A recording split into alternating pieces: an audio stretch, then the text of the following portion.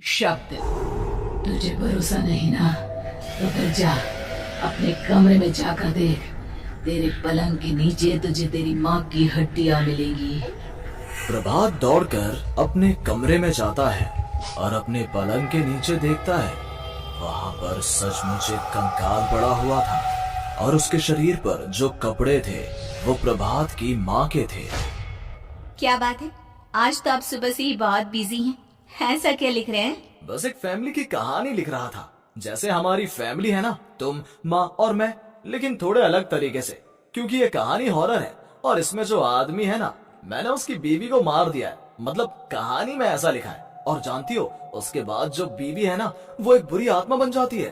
क्या बेटा, इस तरह की डरावनी कहानियां क्यों लिखता है तू?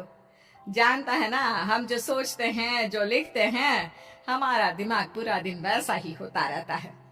माँ, परेशान होने वाली क्या बात है? राइटर हूँ मैं, मेरा तो काम है कहानियाँ लिखना।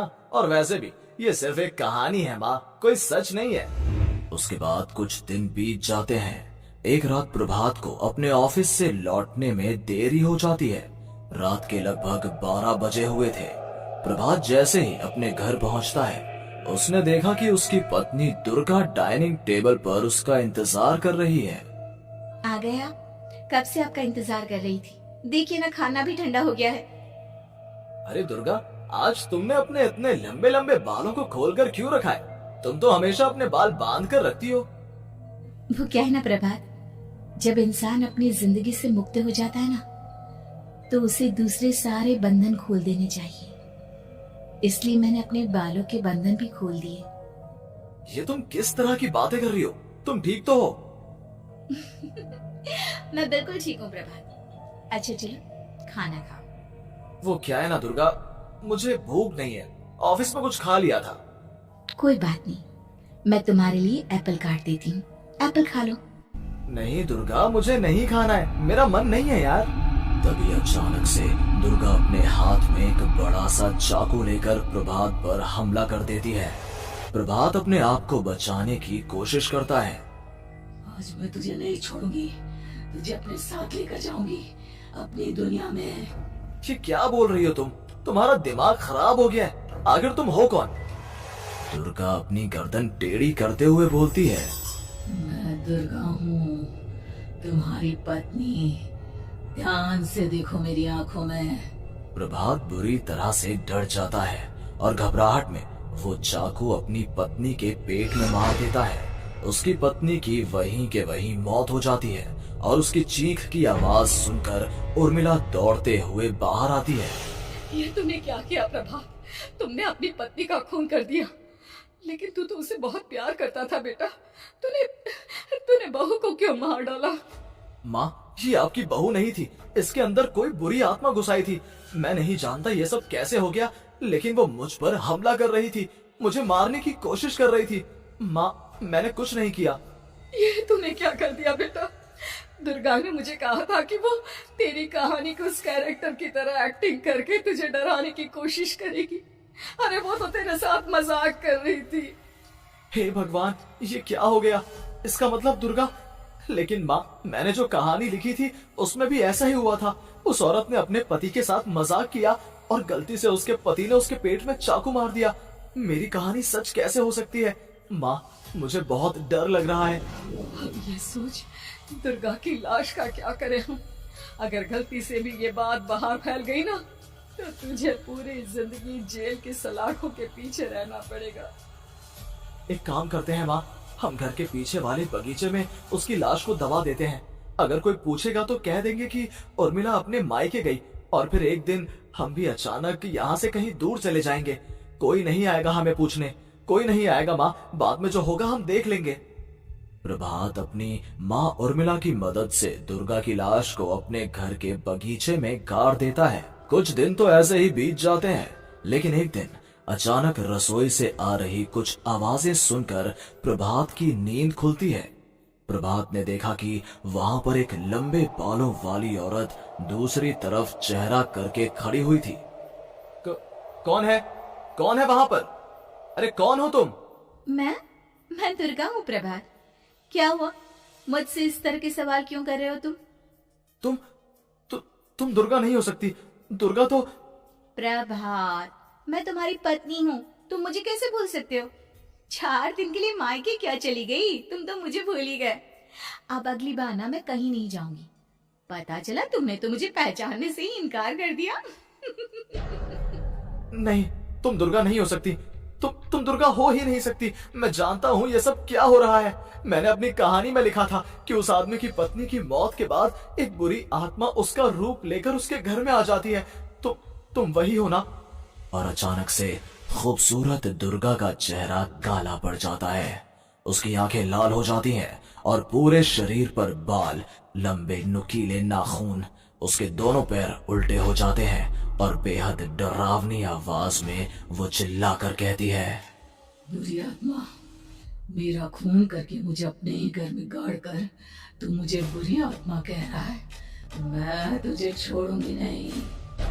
और अचानक से प्रभात के घर में बेहद डरावनी आवाजें गूंजने लगती हैं। घर में चारों तरफ बहुत सारी बुरी आत्माएं नजर आने लगती हैं। प्रभात घबरा कर अपनी माँ को आवाज देता है, माँ कहाँ है आप? जल्दी आइए माँ, देखिए ना ये सब क्या हो रहा है। प्रभात ने देखा कि अचानक से उसकी माँ कमरे से दौड़ कर आती है। क्या हुआ प्रभात? और ये लोग कौन है? इन सब की गर्दन टेढ़ी क्यों है? इनके बाल खुले हुए। हाँ प्रभात, ये सब लोग तो मुझे मरे हुए नजर आ रहे हैं। हाँ माँ, ये सब लोग मरे हुए ही हैं और ये ठीक वैसा ही हो रहा है जैसा मेरी कहानी में हुआ था। लेकिन मेरी कहानी के हिसाब से तो आप भी। अचानक से उर्मिला का रूप बदल जाता है। वो भी एक डरावने साए की तरह बन जाती है और बेहद डरावनी आवाज में चिल्ला चिल्ला कर कहती है, मर गई तेरी माँ। जानता है, कल रात जब तू सो रहा था ना, तो मैंने उसके शरीर का सारा खून पी लिया। अब बस हड्डियां बची है उसके शरीर में। नहीं, ऐसा नहीं हो सकता। ऐसा बिल्कुल नहीं हो सकता। मेरी माँ नहीं मर सकती। तुझे भरोसा नहीं ना, तो फिर जा अपने कमरे में जाकर देख। तेरे पलंग के नीचे तुझे तेरी माँ की हड्डियां मिलेंगी। प्रभात दौड़कर अपने कमरे में जाता है और अपने पलंग के नीचे देखता है। वहां पर सचमुच एक कंकाल पड़ा हुआ था और उसके शरीर पर जो कपड़े थे वो प्रभात की माँ के थे। माँ, अब मुझे कुछ करना पड़ेगा। लेकिन मेरी कहानी में लिखा था कि माँ की मौत मेरे हाथों से होगी, पर माँ तो पहले ही मर चुकी है और वो बुरी आत्मा मुझे भी मार देगी। नहीं, इससे पहले कि वो मुझे कुछ करे, मुझे उसका काम खत्म करना होगा। प्रभात अपने हाथ में बड़ा सा चाकू लेकर उस बुरी आत्मा पर हमला कर देता है जिसने प्रभात की माँ का रूप लिया हुआ था, और अगले ही पल वो नीचे गिर जाती है और उसके शरीर से खून बहने लगता है। ऐसा नहीं हो सकता। एक बुरी आत्मा के शरीर में तो खून होता ही नहीं है। तो क्या सच में मैंने अपनी माँ को मार दिया? लेकिन अभी कुछ देर पहले तो फिर वो कंकाल किसका है? और ये कौन है? मैं पागल हो जाऊंगा। और अपनी माँ की लाश, इसका मैं क्या करूं? लोग पूछेंगे तो मैं क्या जवाब दूंगा? तभी वहां पर दुर्गा का रूप लेकर जो आत्मा थी उसने प्रभात से कहा, गाड़ दे अपनी माँ को ले जाकर उसी जगह जहाँ तूने मेरा खून करके मुझे गाड़ दिया था। चला जा। घबराया हुआ प्रभात पागलों की तरह अपनी माँ की लाश को लेकर बगीचे में गाड़ देता है। प्रभात की हालत पागलों जैसी हो जाती है। वो अपने आप को अपने घर में बंद कर लेता है। कहानी के हिसाब से तो आगे ये हुआ था कि कहानी लिखने वाले ने उन बुरी आत्माओं से डरकर आत्महत्या कर ली थी। तो क्या मैं भी मर जाऊंगा? क्या मैं भी आत्महत्या कर लूंगा? एक काम करता हूँ, मैं अपनी कहानी का अंत बदल देता हूँ। हाँ, ये मैंने पहले क्यों नहीं सोचा। मैं लिख दूंगा कि कहानी को लिखने वाला आत्महत्या नहीं करता, बल्कि कहीं दूर जाकर नए सिरे से अपनी जिंदगी शुरू करता है। यही सोचकर प्रभात ने अपनी लिखी हुई कहानी को बाहर निकाला और उसे पढ़ना शुरू किया। ये देखकर वो हैरान रह गया कि कहानी का क्लाइमैक्स तो किसी ने पहले ही बदल दिया था। ये क्या? इसमें तो लिखा हुआ है कि आखिर में उस लेखक की पत्नी और माँ दोनों बगीचे में जिंदा दफन थे। बुरी आत्माओं ने उनको कैद करके रखा था और वो लेखक अपनी माँ और पत्नी दोनों को जिंदा बाहर निकाल लेता है। लेकिन लेकिन ये सब लिख किसने दिया? प्रभात दौड़कर बगीचे में जाता है और वहां पर खुदाई करना शुरू कर देता है। प्रभात देखता है कि वहां पर लकड़ी के 2 बड़े संदूक हैं और उनके अंदर से आवाजें आ रही हैं। प्रभात, प्रभात बचा लो मुझे, अगर थोड़ी देर और हो गई तो वो मुझे छोड़ेगी नहीं। बेटा देखो, मैं इस बक्से के अंदर बंद हूँ, प्लीज मुझे बाहर निकालो, वो बुरी आत्मा किसी भी वक्त मुझे मार डालेगी। प्रभात वो दोनों बक्से बाहर निकालता है और अपनी पत्नी और माँ दोनों को आजाद करवा लेता है। लेकिन तभी वहां पर अचानक से एक बेहद डरावनी और खौफनाक दिखने वाली औरत आ जाती है। मुझे क्या लगा था इतनी आसानी से अपनी पत्नी और माँ को बचा लेगा। बस 5 मिनट और उसके बाद अमावस का चांद आसमान में आने ही वाला है। लेकिन तूने इन दोनों को बाहर निकाल लिया, अब तुझे मरना होगा। नहीं, मैं जानता हूँ मैं नहीं मरूंगा, और अब आगे क्या करना है ये भी मुझे पता है। प्रभात ये बहुत खतरनाक है, हमें मार डालेगी प्रभात, चलो यहाँ से। नहीं दुर्गा, अब मुझे अच्छी तरह से पता चल चुका है कि इस बुरी आत्मा से हम कैसे पीछा छुड़वा सकते हैं। और इतना कहकर प्रभात अपने हाथ में पकड़ी हुई सिंदूर की थैली उस बुरी आत्मा के ऊपर उछाल देता है। कुछ ही देर में वो जमीन पर गिरकर राख में बदल जाती है। ये सब क्या हो रहा था बेटा? ये सब तुम्हारी लिखी हुई इस कहानी की वजह से हुआ है ना? नहीं माँ, पहले मुझे भी ऐसा ही लगा, लेकिन बाद में पता चला कि बरसों पहले हमारे इस बगीचे की जमीन के अंदर किसी को जिंदा गाड़ दिया गया था और बस उसी औरत की आत्मा हमें परेशान कर रही थी। उसी ने मेरे शब्दों में जान डालकर उस कहानी को जिंदा कर दिया था।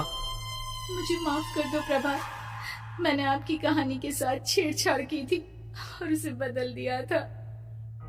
माफी मांगने की जरूरत नहीं है दुर्गा, तुम्हारे उस बदलाव की वजह से ही आज हम सब जिंदा हैं, क्योंकि आखिर में कहानी में वो हुआ जो तुमने लिखा था।